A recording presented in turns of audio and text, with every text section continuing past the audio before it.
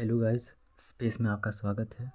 Class 10 और class 9 के सभी विद्यार्थी जो झारखंड बोर्ड से पढ़ते हैं उनके लिए हम एक सीरीज़ ला रहे हैं जिसके थ्रू आपको 2022 का संपूर्ण सिलेबस मार्च के लास्ट तक कंप्लीट करवाया जाएगा। तो क्लास 9 का आज ये हमारा पहला वीडियो है और इस पहला चैप्टर का नाम है संख्या पद्धति। तो मान लिया जाए कि आप एक समुद्र में तैरने के लिए कूद पड़े। वैसे करना नहीं है, ठीक है, हम आपको एग्जाम्पल के थ्रू ऐसा सिर्फ बता रहे हैं। मान लिया जाए कि आप एक समुद्र में तैरने के लिए कूद पड़े, ठीक है। ये हैं आप। अब आप तैरते जा रहे हैं, तैरते जा रहे हैं, तैरते जा रहे हैं।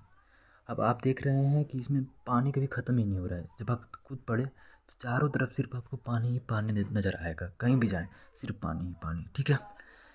तो उसी प्रकार से आपने संख्या रेखा के बारे में शायद पढ़ा होगा। अगर नहीं भी पढ़ा है तो मैं आपको एक बार याद दिलवा दूं कि संख्या रेखा कुछ इस प्रकार से होता है। जैसे कि ऐसा हो संख्या रेखा होता है, यहाँ पे अगर 0 है, यहाँ 1 है, यहाँ 2 है, यहाँ 3 है, इस प्रकार से बढ़ते जाता है। और इसी प्रकार से इधर में -1, -2, -3, ये भी ऐसा बढ़ते जाता है।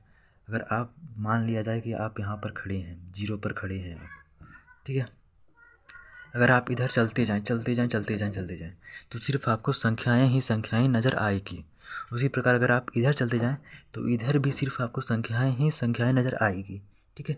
उसी प्रकार से कुछ यहाँ भी था वैसा ही। जब आप समुद्र में कूद पड़े तो चारों तरफ सिर्फ आपको पानी ही पानी नज़र आ रही थी, ठीक है। तो अब देखते हैं संख्याओं के प्रकार के बारे में। तो मान लिया जाए आपके पास एक थैला है, ठीक है। मान लिया जाए आपके पास एक थैला है और इस थैला में कुछ संख्याएं भरी हुई है जो मतलब 1 से स्टार्ट हो रही है। 1 2 3, ये सारी मतलब स्टार्ट हो रही है, 1 से स्टार्ट हो रही है। तो इस थैला को हम बोलेंगे प्राकृत संख्या। प्राकृत संख्या, इस थैला में जो संख्याएं भरी हुई है इनको बोलेंगे प्राकृत संख्या। और अंग्रेजी में इसको बोलते हैं नेचुरल नंबर। नेचुरल नंबर, ठीक है। पहला संख्या का पहला प्रकार हो गया प्राकृत संख्या। अब कुछ बच्चे बदमाश होते हैं थोड़े से। अब कुछ बच्चे थोड़े से बदमाश होते हैं, वो बोलेंगे कि भैया हम इस थैला में 1 2 3 तो भरेंगे ही, साथ में हम इसमें 0 भी डाल देंगे, ठीक है। 1 2 3 तो भरेंगे ही और साथ में इसमें हम 0 भी इंक्लूड कर देंगे। तब हम इसको क्या बोलेंगे? तब हम ऐसी संख्याओं को बोलेंगे पूर्ण संख्या। क्या बोलेंगे? पूर्ण संख्या, ठीक है। और अंग्रेजी में इसको बोलते हैं होल नंबर। होल नंबर, ठीक है। और अब कुछ बच्चे बोलेंगे कि इसमें हम 1 2 3 0 तो डालेंगे ही, प्लस में इस थैला में हम नेगेटिव संख्या भी डाल देंगे। मतलब नेगेटिव संख्या के बोलने का मतलब माइनस वाली संख्या भी डालेंगे, ठीक है। -1 -2 डाल देंगे, 0 डाल देंगे, 1 डाल देंगे, 2 डाल देंगे, ऐसी संख्या हम इसमें डाल देंगे। तब हम इसको क्या बोलेंगे? तब हम इसे बोलेंगे, तब हम इसको बोलेंगे पूर्णांक। क्या बोलेंगे? पूर्णांक। और इसको अंग्रेजी में बोलते हैं इंटेजर्स। इंटेजर्स, ठीक है। तो प्राकृत संख्या कहाँ से स्टार्ट हो रही थी? 1 से स्टार्ट हो रही थी। प्राकृत संख्या कहाँ से स्टार्ट हो रही थी? 1 2 3, ठीक है। ऐसे ही बढ़ते जा रही थी और कहाँ तक जाएगा? इन्फिनेटिव तक। और पूर्ण संख्या कहाँ से स्टार्ट हो रही थी? 0 भी था इसमें, 1 भी था, 2 भी था, ऐसे ही बढ़ते जाएगी, ठीक है। तो पूर्ण संख्या 1 2 3 4 ऐसा ही मतलब जाएगी कहाँ तक? इन्फिनेटिव तक। और पूर्णांक में क्या था? नेगेटिव वाले भी नंबर थे, नेगेटिव वाले भी नंबर थे, 0 भी था और साथ में पॉजिटिव नंबर भी था। और ये भी इन्फिनेटिव तक जाएगी, इधर भी माइनस इन्फिनेटिव तक जाएगी, ठीक है। तो प्राकृत संख्या को इंग्लिश में बोलते हैं नेचुरल नंबर। और नेचुरल नंबर का जो फर्स्ट लेटर होता है वो है एन, इसलिए प्राकृत संख्या को एन से सूचित किया जाता है। प्राकृत संख्या को किससे सूचित किया जाता है? एन से। और पूर्ण संख्या का जो अंग्रेजी नाम है वो है होल नंबर। और होल का जो पहला लेटर है वो है डब्ल्यू, इसलिए पूर्ण संख्या को डब्ल्यू से सूचित किया जाता है। और पूर्णांक वैसा ही देखिए यहाँ पे पूर्णांक, पूर्णांक में उसी प्रकार पूर्णांक को बोलते हैं इंटेजर्स। और इंटेजर्स का पहला लेटर जो है सो आई से स्टार्ट हो रहा है, इसलिए हम इसको आई से सूचित करते हैं। और इसके साथ हम इसको जेड से भी सूचित करते हैं, ठीक है। जेड से भी और आई से, दोनों से इसको सूचित करते हैं। अब जेड से इसको हम सूचित क्यों करते हैं? तो एक जर्मन शब्द होता है, जर्मन भाषा के एक शब्द है जेहलिन, जेहलिन, ठीक है। और इस शब्द का मतलब होता है गिनना। जेहलिन का मतलब होता है गिनना। और इस शब्द में जो एक जेहल शब्द है, जेहल शब्द जो है इसका मतलब होता है संख्या।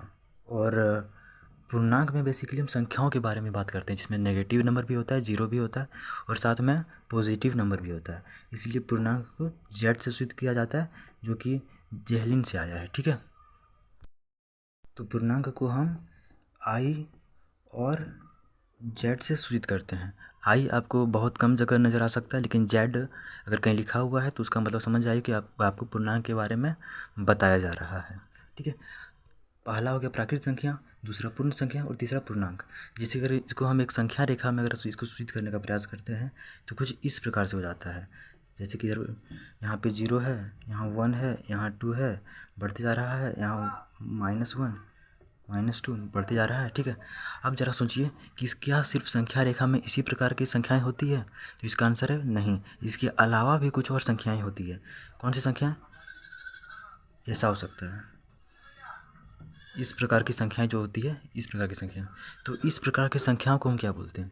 तो ऐसी संख्याओं को बोला जाता है परिमेय संख्या। क्या? परिमेय संख्या,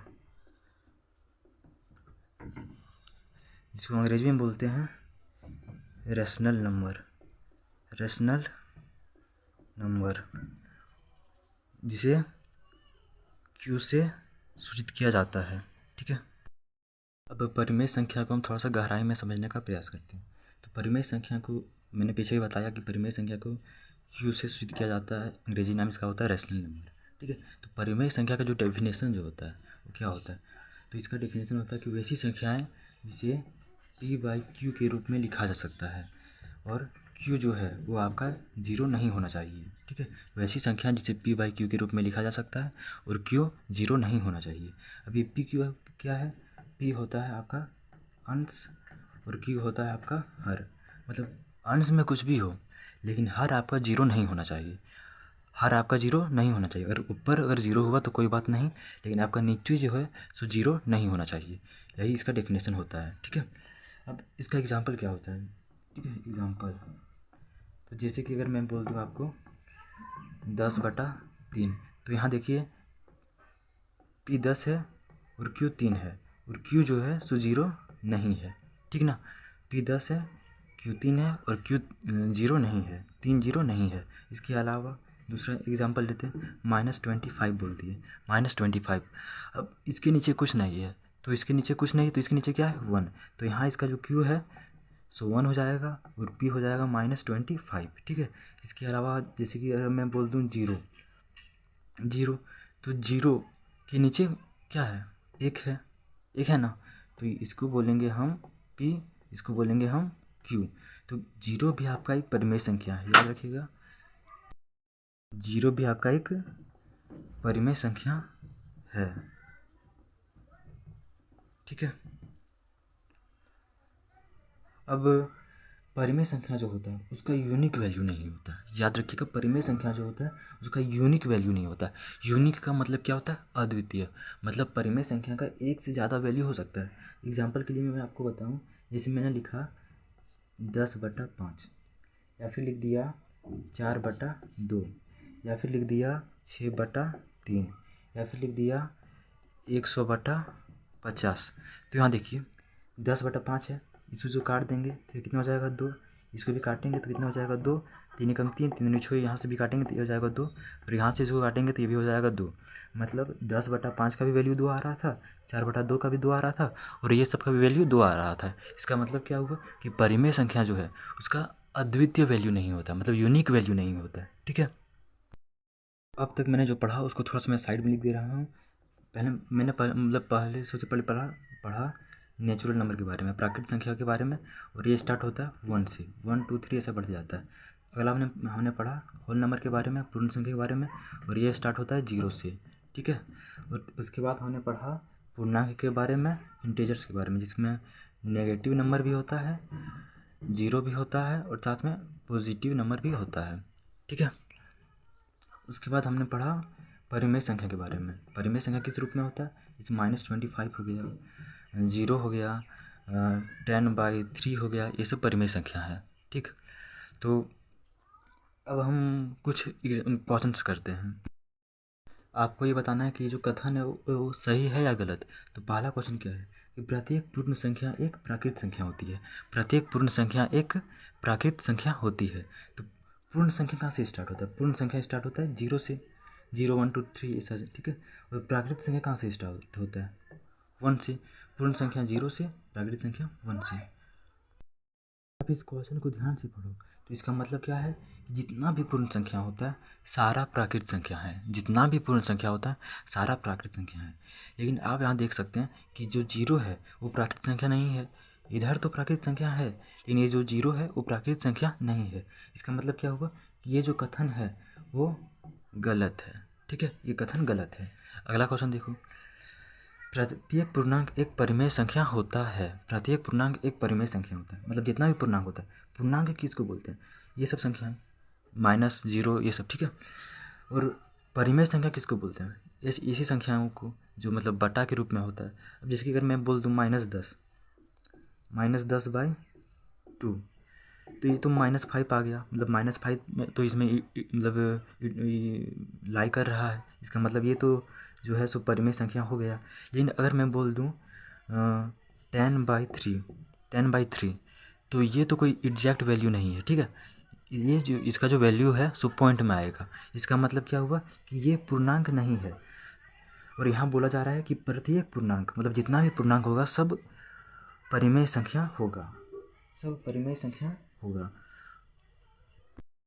यहाँ बोला जा रहा है कि जितना परिमेय संख्या होगा सब पूर्णांक होगा। जितना भी परिमेय संख्या होगा सब पूर्णांक होगा। लेकिन ये जो परिमेय संख्या है ये पूर्णांक नहीं है। ठीक है, ये तो है लेकिन ये नहीं है। इसका मतलब क्या होगा, ये जो क्वेश्चन है सो ये भी गलत है। ठीक है, अब तीसरा क्वेश्चन है कि प्रत्येक पूर्णांक एक परिमेय संख्या होता है। प्रत्येक पूर्णांक एक परिमेय संख्या होता है, मतलब जितना भी पूर्णांक होता है, जितना भी पूर्णांक होता है सब परिमेय संख्या है। तो पूर्णांक क्या होता है? पूर्णांक ये सब संख्या है। तो ये सब संख्याओं के नीचे में कुछ नहीं है, मतलब इसके नीचे में क्या है? 1।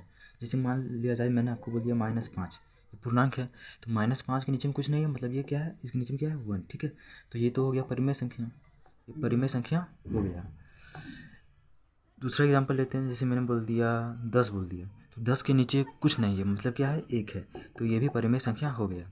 मतलब कि ये जो कथन दिया गया है यहाँ पे ये सत्य है। ठीक है, तो ये तो हो गया प्राकृत संख्या, पूर्ण संख्या, पूर्णांक और परिमेय संख्या के बारे में बात। अब अगर ऐसा क्वेश्चन दे दे कि 1 और 2 के बीच में 5 परिमेय संख्या लिखें, 1 और 2 के बीच में 5 परिमेय संख्या लिखें, तो ऐसे क्वेश्चन को कैसे बनाएंगे? ठीक है, तो ऐसे क्वेश्चन में आपको क्या करना है, सबसे पहले कि जो संख्या दिया गया है उसको हमें लिख लेना है। जैसे 1 दिया हुआ है और 2 दिया हुआ है।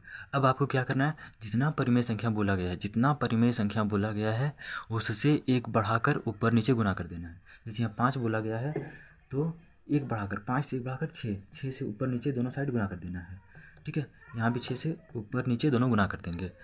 अब ऊपर नीचे एक ही संख्या से गुना करने का मतलब क्या हुआ कि जैसे यहाँ लिखा हुआ है 1 × 6/6, तो यहाँ 6 कैंसिल हो जाएगा और बचेगा कितना? 1 ही बचेगा। ठीक है, और यहाँ भी वैसा ही कुछ होगा, 2 × 6/6 है तो 6 कैंसिल हो जाएगा और बचेगा कितना? 2 बचेगा। मतलब ऊपर नीचे एक ही संख्या से गुना करने से उस संख्या में कोई कुछ परिवर्तन नहीं होता है। ऐसा नहीं करना है कि ऊपर गुना कर दिए नीचे नहीं किए, या फिर नीचे कर दिए ऊपर नहीं किए।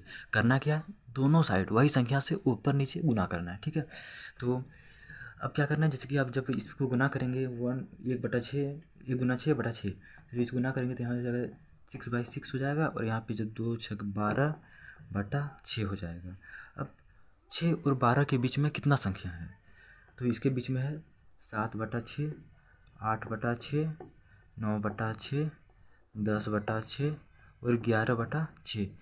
अब देखिए 5 परिमेय संख्या आपको इसके बीच में मिल गया। ठीक है, 5 परिमेय संख्या आपको इसके बीच में मिल गया, तो यही हो जाएगा आपका फाइनल आंसर। ठीक है, तो इसके अलावा भी इसी क्वेश्चंस को बनाने का एक और मेथड है, R+S/2 का रूल, जिसमें R और S दो परिमेय संख्याएं हैं। तो ये थोड़ा सा जो मेथड है थोड़ा सा डिफिकल्ट हो जाता है, इसलिए हम आसान तरीके से इसको बनाएंगे। ठीक है, अब अगला क्वेश्चन है 3/5 और 4/5 के बीच 5 परिमेय संख्या लिखें। तो आपको क्या करना है, जितना परिमेय संख्या लिखने के लिए बोला जा रहा है उससे एक बढ़ाकर ऊपर नीचे दोनों साइड गुना कर देना है। तो यहाँ कितना है 3/5, यहाँ कितना है 4/5। क्या करना है, यहाँ 5 परिमेय संख्या लिखने के लिए बोला जा रहा है तो इससे एक बढ़ाकर ऊपर नीचे गुना कर देना है। यहाँ भी वैसा ही करना है, ठीक है। अब जब इसको आप सॉल्व करेंगे 3 छक 18 हो जाएगा और 5 छक 30 हो जाएगा और यहाँ पे कितना हो जाएगा 24/30। अब 18/30 और 24/30 के बीच 5 परिमेय संख्या आपको लिख देना है। इसके बीच में क्या किया है, तो इसके बीच में हो जाएगा 19/30, 20/30, 21/30, 22/30, 23/30। अब आप गिनती कर सकते हैं, 5 परिमेय संख्या आपको इसके बीच में मिल गया, तो यही हो जाएगा इसका आंसर, ठीक है। इस क्वेश्चन में हर बराबर था इसलिए मैंने ऐसा कर दिया। अगर आपको मतलब बहुत सारे क्वेश्चन आपको ऐसे मिल सकते हैं जिसका हर बराबर नहीं हो, तो ऐसे क्वेश्चंस का जो परिमेय संख्या है उसके बीच का परिमेय संख्या हम कैसे निकालेंगे। एग्जांपल के लिए अगर आपको एक क्वेश्चन दे दिया 8/4 और 9/12 और बोल दिया कि इसके बीच आपको 4 परिमेय संख्या लिखना है, ठीक है, 4 परिमेय संख्या लिखना है, तो आप कैसे करेंगे। अब यहाँ देखिए 4 और 12 अलग अलग संख्याएं हैं, नीचे हर बराबर नहीं है, तो सबसे पहले आपको हर को बराबर करना है। तो क्या करना है, हर को बराबर करने के लिए सबसे पहले जो नीचे जो संख्याएं दिया गया है उसका हम एलसीएम निकालेंगे, ठीक है। 4/12 का एलसीएम निकालेंगे। अब एलसीएम निकालने से क्या फ़ायदा होगा मैं आपको बताऊंगा अभी। इसका एलसीएम निकालेंगे तो 4 एकम 4, 4 तिया 12, कितना हो जाएगा 4 गुना 3 12, ठीक है।